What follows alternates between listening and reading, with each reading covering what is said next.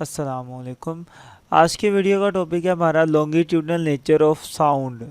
कि साउंड की जो वेव्स है वो क्या है, लॉन्गिट्यूडनल वेव्स है। इसको आज हम प्रूफ करेंगे। इससे पहले आपको पता होना चाहिए कि लॉन्गिट्यूडनल वेव्स किसको कहते हैं। अगर आपको ये नहीं पता और आपको जानना है कि लॉन्गिट्यूडनल वेव किसे कहते हैं, तो इसके ऊपर एक वीडियो हमने बनाई हुई है। ये चैप्टर नंबर 10 में हमने स्टडी किया था लॉन्गिट्यूडनल वेव्स को। वो वीडियो देखने के लिए आप यूट्यूब के सर्च बार पर लॉन्गिट्यूडनल वेव और चैनल का नाम लिख के सर्च करेंगे तो इंशाल्लाह आपको हमारी वो वीडियो मिल जाएगी। इसके अलावा और भी कोई वीडियो लेने के लिए, न्यूमेरिकल्स लेने के लिए भी आप इसी तरीके से सर्च कर सकते हैं। या एज अ लॉन्ग भी आ सकता है और एज अ एमसीक्यूज भी, आपको इसको अच्छे से याद रखना है। तो स्टार्ट करते हैं अपने लेक्चर को। लॉन्गिट्यूडनल नेचर ऑफ साउंड के साउंड हमारी क्या है, लॉन्गिट्यूडनल वेव है। तो करते हैं प्रूव इसको। एक छोटी सी एक्टिविटी की मदद से प्रूव करेंगे कि वाकई साउंड क्या है, लॉन्गिट्यूडनल वेव है।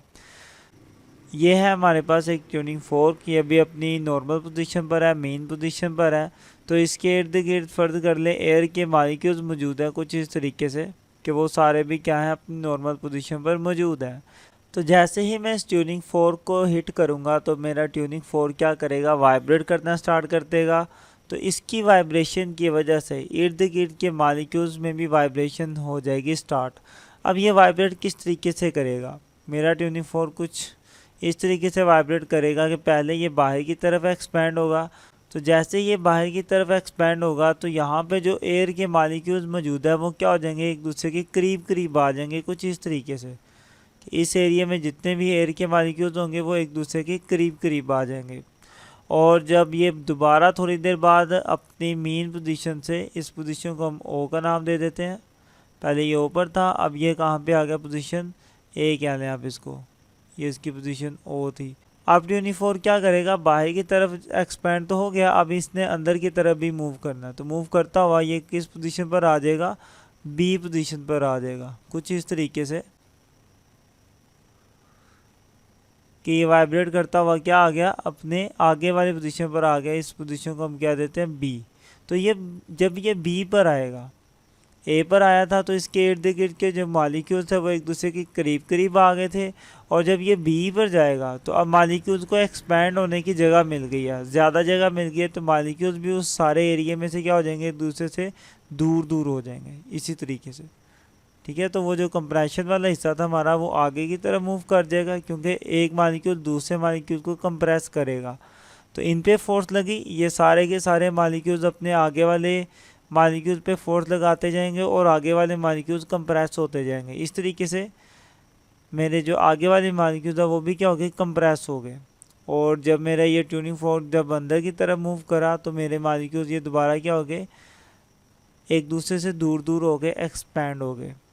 तो आपके वो वाले हिस्से जिस हिस्से में आपके मॉलिक्यूल ज़्यादा करीब करीब होते हैं, एयर के मॉलिक्यूल ज़्यादा करीब होते हैं, उस हिस्से को हम कहते हैं ये हमारा कंप्रेशन है। ठीक है, उस सारे हिस्से को हम क्या कहते हैं, ये हमारा कंप्रेशन है। तो यहाँ से ये लेकर यहाँ तक मेरा कंप्रेशन आ जाएगा।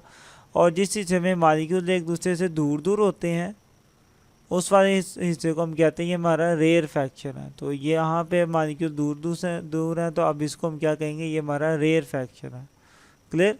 तो जहाँ पे मॉलिक्यूल करीब करीब उसको हम कहते हैं ये कंप्रेशन है, और जहाँ पर मॉलिक्यूल दूर दूर उसे हम कहते हैं रेयरफैक्शंस। इस तरीके से ट्यूनिंग फोर्क वाइब्रेट करता रहेगा और हमारे पास साउंड वेव्स प्रोड्यूस होंगी कुछ इस टाइप की साउंड वेव प्रोड्यूस हो जाएंगी। किसी जगह पर हमारे पास रेयरफैक्शन हो जाएगा, किसी जगह पर कंप्रेशन होगा, फिर रेयरफैक्शन, फिर कंप्रेशन।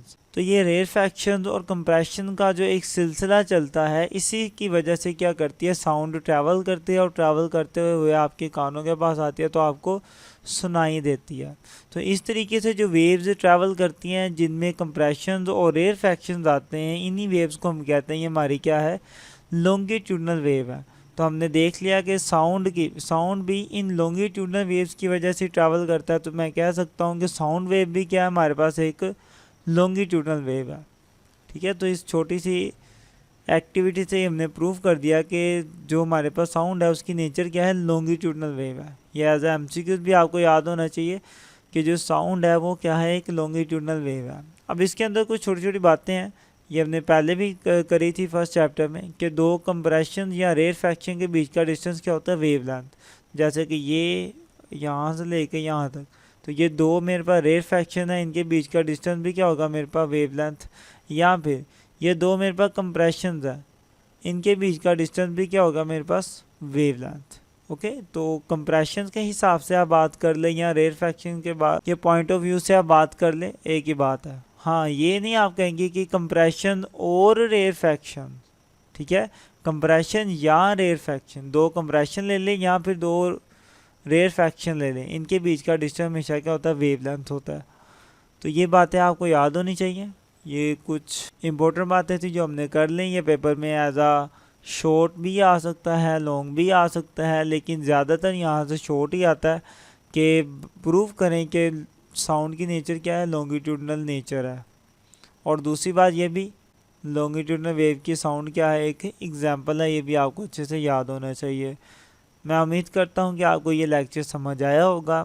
अगर आप इस चैप्टर की प्लेलिस्ट हासिल करना चाहते हैं तो आप यहाँ पर क्लिक करके ले सकते हैं, और अगर आपको पूरे न्यूमेरिकल की प्लेलिस्ट चाहिए तो आप यहाँ पर क्लिक कर सकते हैं। मिलते हैं इंशाल्लाह नेक्स्ट वीडियो में, तब तक के लिए अल्लाह हाफिज़।